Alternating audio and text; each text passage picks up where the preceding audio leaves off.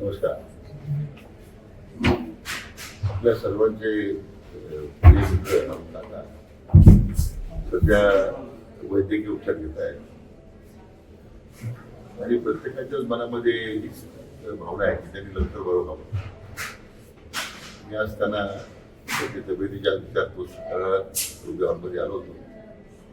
सर्व डॉक्टर्सची चर्चा झालेली आहे. त्याची प्रकृती स्थिर आहे. सर्व प्रयत्न आपले सुरू आहे आणि स्वाभाविकपणे प्रत्येकाची इच्छा आहे की त्यांना पुण्यात भेटावं, त्यांना कुटुंबियांना भेटावं.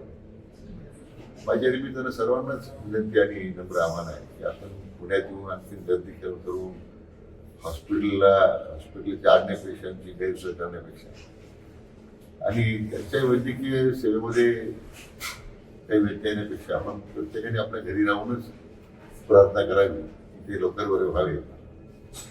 त्या दृष्टीने माझी तुम्हाला सगळ्या विनंती की आता पुण्यात येऊन हॉस्पिटलमध्ये गर्दी करण्यापेक्षा गर्दी करू नये एवढीच माझी सर्वांना विनंती.